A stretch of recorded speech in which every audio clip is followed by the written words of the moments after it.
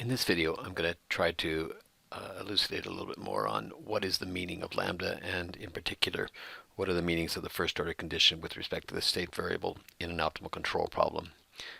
This is a challenging but important concept.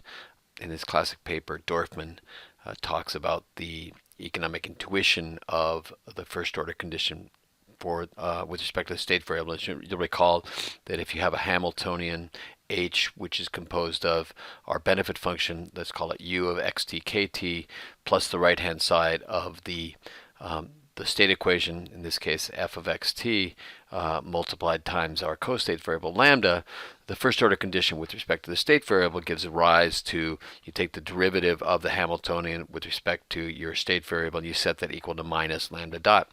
And Dorfman in his paper attempts to sort of explain the economic intuition for this, and you can read this paragraph time over and over again, and each time it seems clear. It frequently, for me at least, never becomes as clear as I'd like it to be. So in this video, what I want to do is try to give a little bit more intuition for this important concept by using a simple example. All right, so let's pause for a second and look at this example. So what we're going to assume that we're maximizing a utility function over a time horizon from period S to period capital T. All right, we've got utility in each instant in time. That's the u is the rate at which it is generating utility. The utility function is going to take a very specific form. It's going to be equal to the state variable kt times axt minus b over 2 xt squared. So this is the rate at which utility is generated at each point in time. Our state equation is also going to be very simple and very specific. That is that kt dot is equal to c times kt. That is, kt is going to grow at the rate c. The Hamiltonian for this problem is just equal to k times b of xt minus c over 2 xt squared plus lambda t. That is the benefit function u plus lambda times the right hand side of our state equation c times kt. When you take the first order condition with respect to the control variable, you get this expression here, kt times a minus bxt. Set that equal to 0. You can see that this is solved for xt as long as xt is equal to b over c. All right, so this is an important result that's going to help us out here. That is that xt is constant. It doesn't depend on k. So no matter where you are in time, clearly you're going to set xt equal to b over c. And we're going to take advantage of that to simplify matters. The first order condition with respect to the state variable is that you take the derivative of your Hamiltonian with respect to k. You set that equal to minus lambda dot. You get, and that is this relationship here. And we're going to come back to that towards the end.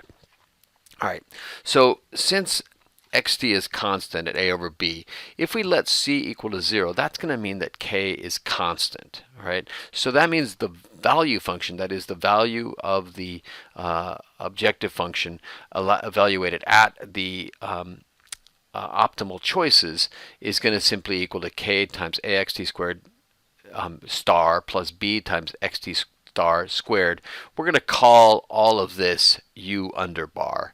All right, since k is constant, we don't need it. We can drop the time subscript, so we simply have from s to t k times u bar dt, and then this is equal to simply t minus s, that is over the time horizon, times k u bar. That is, the objective function evaluated at the optimal is simply a rectangle. All right, geometrically it can be represented as a rectangle from the time period s to the time period t with a height of k times u bar. If we add 1 unit of capital to that, the objective function is going to increase. That is, if at time s I give 1 more unit, instead of having k times u bar, I've got k plus 1 times u bar. All right, so this tells us the nature of lambda. Lambda talks about if you increase, a marginal increase in capital, how much additional benefits are you going to get?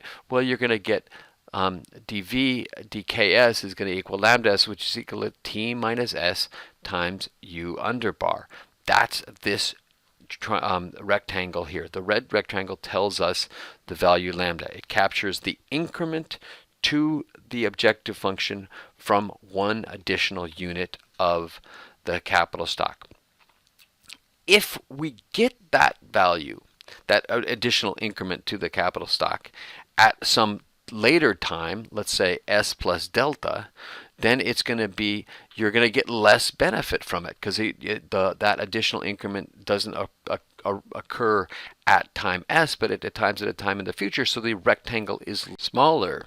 All right, so lambda always has to have a time subscript in this problem, and it's going to refer to a particular point in time. What's the increment to the objective function if you get that additional unit of the capital stock of the state variable at that point in time?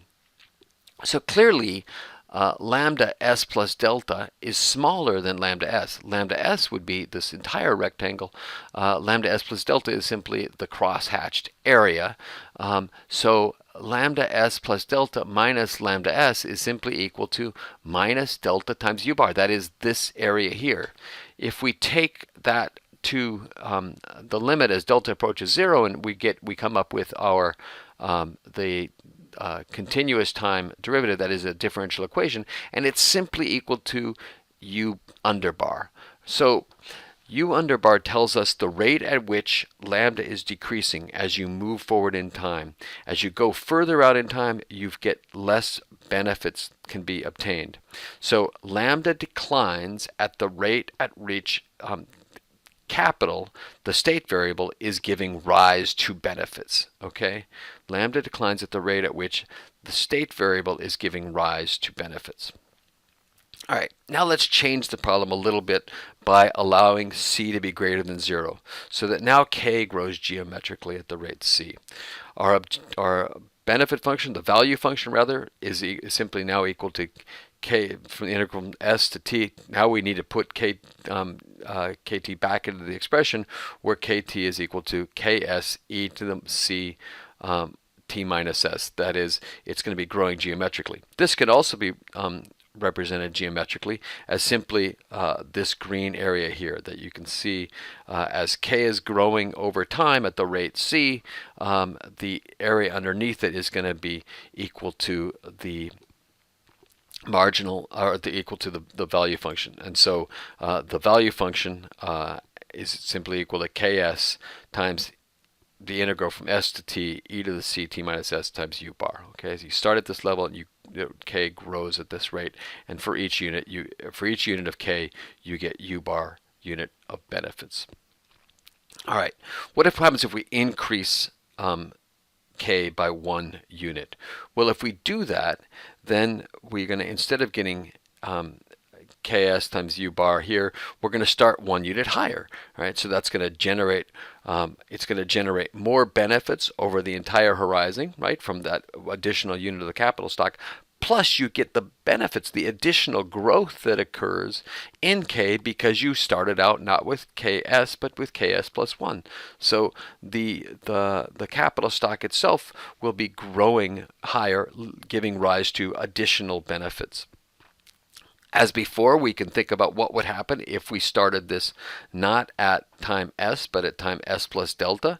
If we would get less additional benefits, that is, there'd be less time to get the benefits, plus there'd be less time to get growth. We'd still have benefits, and we'd still have growth, but they would be less than if we had gotten them early on. So this blue area is less than the red area that we had before, and so again lambda is declining over time.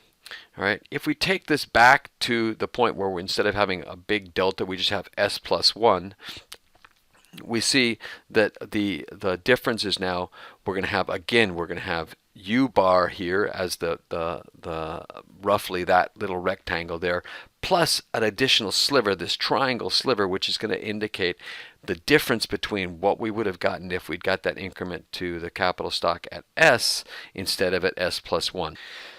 So now let's rehash what we're saying here. That is that lambda falls, it declines at the rate at which capital gives rise to immediate benefits, that is u bar, plus the rate at which k leads to growth in the value as measured by lambda times the marginal effect of k on the growth rate of k itself. That's this part. So we've got two parts.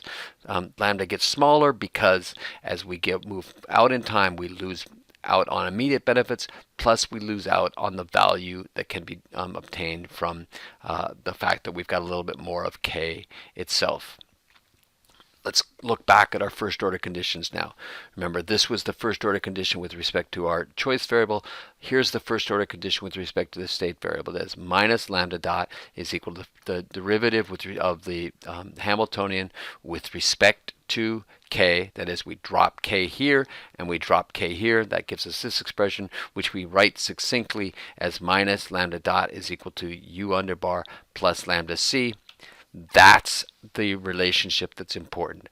Lambda falls as it gives rise to immediate benefits. That's du dk plus the term that captures its effect on benefits that are generated by capital itself through growth. I hope that example helps to you help understand a little bit more about what is meant by lambda and how we can understand the first order condition of the Hamiltonian with respect to the state variable.